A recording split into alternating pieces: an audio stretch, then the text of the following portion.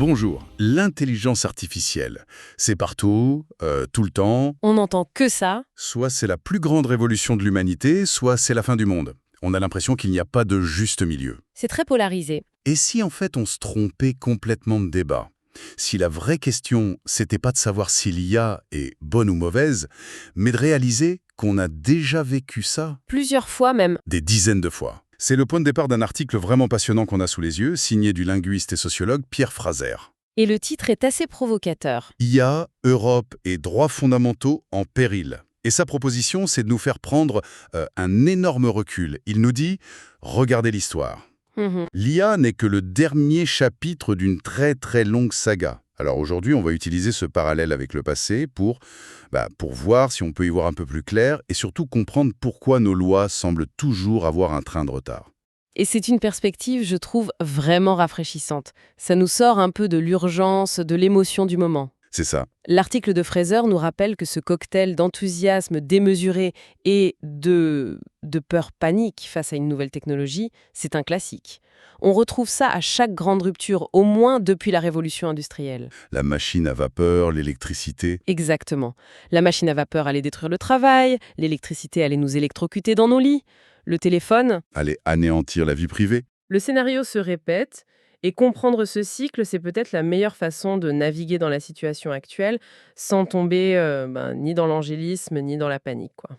Alors allons-y, est-ce que cette panique autour de l'IA, c'est juste l'histoire qui bégaye? On revient à la peur de nos arrière-grands-parents face au premier chemin de fer.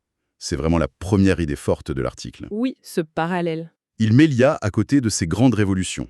Et il utilise une formule que je trouve très juste. Il dit que chacune a été accueillie avec un enthousiasme débordant. Mais aussi, Une bonne dose de sueur froide. Ce mélange d'excitation et d'anxiété, c'est exactement ce qu'on ressent aujourd'hui. Et il s'appuie sur des historiens de l'économie comme Joel Mokyr ou David Landes, pour le dire. oui, et la comparaison, elle va bien plus loin que la simple réaction émotionnelle. Ce que l'article montre, et c'est ça qui est fascinant, c'est que la nature profonde des risques est étrangement similaire. Les outils changent, mais les peurs restent. C'est ça. Fraser en détaille trois qui sont particulièrement pertinentes pour l'IA.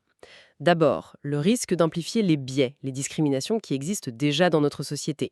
Un algorithme n'est jamais neutre. Il apprend à partir de nos données qui sont pleines de nos préjugés. Mhm.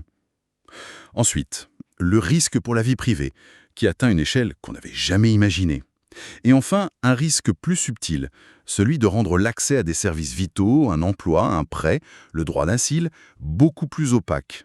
La machine dit non, mais on ne sait pas pourquoi. Voilà. Le parallèle historique devient alors très concret. L'article nous dit, de la même manière qu'une machine dans une usine au XIXe siècle pouvait créer des conditions de travail épouvantables, Tout à fait.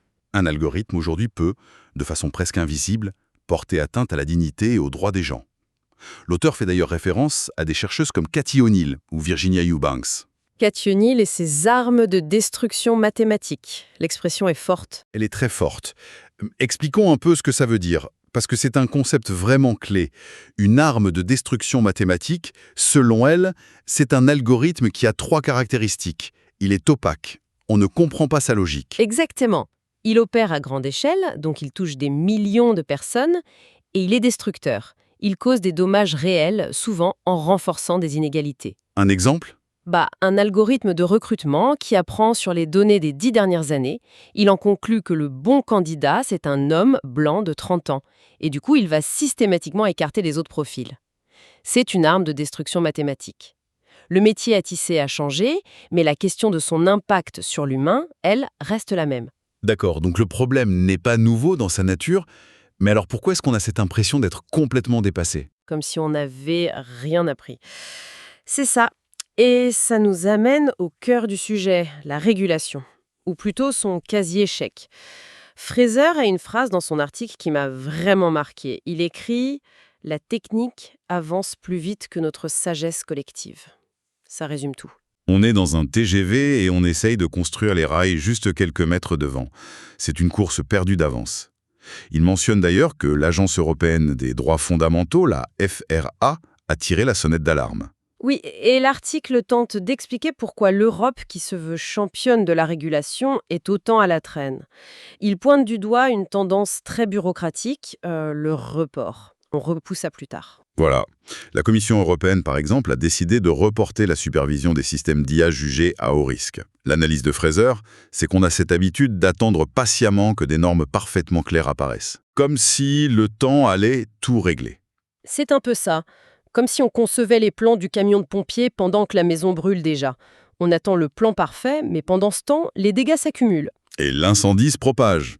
Parce que pendant que les régulateurs attendent, la technologie, elle, n'attend pas. Et sur le terrain, qu'est-ce qui se passe? On entend beaucoup parler d'autorégulation. Ah, le fameux « faites-nous confiance ». Exactement. Les grandes entreprises nous disent « on va développer des chartes éthiques, on est responsable ». Qu'en dit l'article? Il est assez sceptique, pour ne pas dire cynique. C'est une solution insuffisante. Insuffisante et très limitée, oui. L'autorégulation, c'est souvent une stratégie de com pour éviter une vraie régulation contraignante. L'objectif d'une entreprise, ça reste la rentabilité. La protection des droits, c'est une contrainte. On ne peut pas leur demander d'être les gardiens de l'intérêt général. Non, ce n'est pas leur rôle. Confier la régulation de l'IA à ceux qui la développent, c'est un peu comme demander aux fabricants de tabac de rédiger les lois sur la santé publique. Il y a un conflit d'intérêts qui est juste évident. Et pour que ça ne reste pas une discussion abstraite, l'article donne des exemples très concrets. Le risque n'est pas pour demain, il est déjà là. On n'est pas dans la science-fiction. Pas du tout. Ces systèmes sont utilisés en ce moment même pour décider qui obtient un emploi, qui a droit à une aide sociale. Prenons le recrutement. Des entreprises utilisent des IA pour analyser les CV et même les expressions faciales des candidats en entretien vidéo. Avec la promesse d'objectivité. Voilà, fini le favoritisme. Mais dans les faits, si l'IA a été entraînée sur les données des employés actuels, majoritairement masculins par exemple, Elle risque de pénaliser systématiquement les candidates. C'est le grand paradoxe que souligne l'article. On nous vend ces outils comme le remède miracle contre le jugement humain qui est trop subjectif. on remplace l'humain faillible par la machine infaillible. Sauf que la machine, elle a été nourrie par des décennies de décisions humaines biaisées. Au lieu d'éliminer le biais, on l'industrialise, on l'automatise et on le cache derrière un vernis de scientificité qui le rend encore plus difficile à contester. Comment on conteste une décision quand on vous répond « c'est l'algorithme qui l'a dit ». Impossible.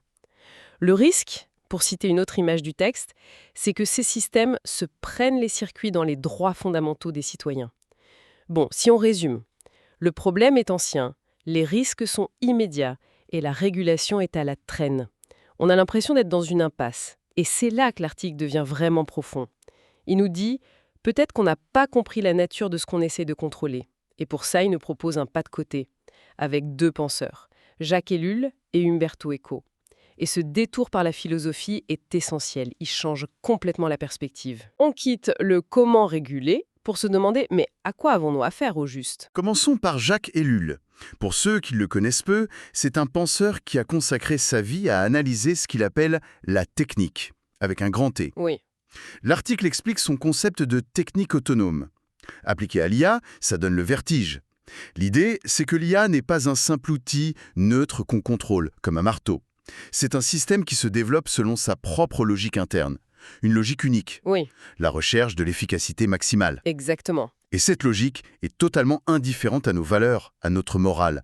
En gros, le système avance tout seul. Quand on entend technique autonome, on pense tout de suite à Skynet dans Terminator, l'IA consciente qui veut détruire l'humanité. C'est de ça qu'il s'agit chez Ellul? C'est une excellente question, parce que c'est justement là où Ellul est beaucoup plus subtil et finalement beaucoup plus inquiétant. Pour lui, la technique n'a pas besoin d'être méchante. Ou d'avoir une conscience, non? Non, c'est pire que ça. Elle n'a pas d'intention du tout, elle suit juste son programme. Et son programme, c'est l'optimisation. La justice, la compassion, l'équité, tout ça, du point de vue de la technique, c'est du bruit, de l'inefficacité, des données non pertinentes. Voilà, la technique n'est plus un moyen au service de l'homme, elle devient sa propre fin. Et c'est nous qui finissons par nous adapter à sa logique. On le voit tous les jours, à petite échelle, quand notre GPS nous dit de tourner dans une rue absurde et qu'on obéit sans réfléchir. C'est déjà ça. C'est déjà un petit exemple. La machine a calculé le chemin le plus optimal et notre jugement est mis de côté. Ellul nous dit simplement que ce processus s'applique à des domaines de plus en plus critiques. C'est une vision assez sombre, il faut l'avouer. Oui, c'est glaçant. Heureusement, l'article ne nous laisse pas qu'avec ça. Il met en face de la vision systématique d'Ellul le regard plus littéraire et ironique d'Umberto Eco.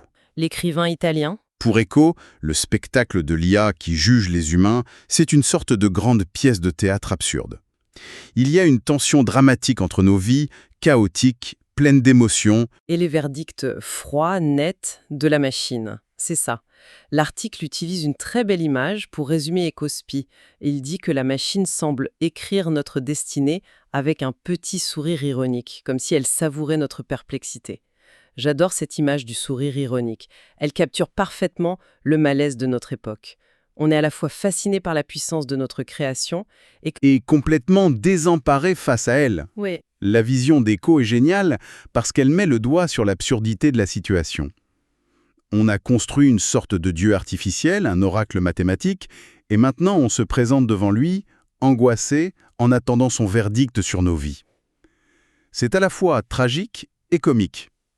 Et ça nous ramène à la question fondamentale qui court tout au long de l'article. Quelle est la place du jugement humain ? Si on a d'un côté un jugement humain, avec ses failles, mais aussi sa capacité de nuance, d'empathie, et de l'autre, un jugement algorithmique qui se présente comme parfait, optimal, lequel choisit-on ? Est-ce qu'une décision optimale est toujours une décision juste ? Ou humaine ? C'est toute la question. La perspective d'Eco nous invite à ne pas être dupes, à ne pas tomber dans le panneau de la prétendue supériorité de la machine. Le vrai courage aujourd'hui, c'est peut-être de défendre le droit à l'erreur, le droit à l'inefficacité, le droit au jugement non optimal, mais humain. C'est une bataille culturelle. Avant d'être technologique, oui. Alors si on essaie de rassembler toutes les pièces du puzzle, d'abord on a vu que l'IA s'inscrit dans un cycle historique très classique de fascination et de peur. Ensuite, on a vu que notre boîte à outils légale est complètement dépassée, créant une zone de danger. Et enfin, et c'est peut-être le plus important, on a compris avec Ellul et Eco que le problème est plus profond. On fait face à une logique technique devenue folle, autonome. Et de l'autre, à notre propre sidération face à cette créature qui nous échappe. Le message final du texte, c'est qu'il est urgent de trouver une ligne de crête. Il ne s'agit ni de tout casser, ni de se jeter à corps perdu dans les bras de la technologie. Il s'agit de rester incroyablement vigilant, de garder un esprit critique et de ne jamais laisser la logique de la machine prendre le pas sur nos valeurs. Il y a une petite morale de l'histoire à la fin, non ?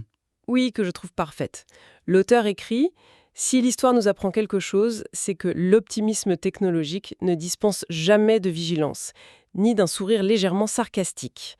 Ce sourire, c'est celui d'Eco. » C'est le sourire de la lucidité face à une situation qui, avouons-le, est un peu absurde. Ce sourire sarcastique, c'est une conclusion parfaite. Et ça nous laisse avec une dernière pensée, une question un peu vertigineuse. L'article se termine sur cette image de la machine qui écrit notre histoire, avec un sourire ironique. Si on prend cette métaphore au sérieux. Si la machine devient l'autrice de notre récit collectif, Quel rôle nous reste-t-il à jouer ? Sommes-nous encore les protagonistes de notre propre histoire, capables d'en changer le cours, ou sommes-nous en train de devenir juste les spectateurs, fascinés et un peu inquiets du scénario qu'elle écrit pour nous ?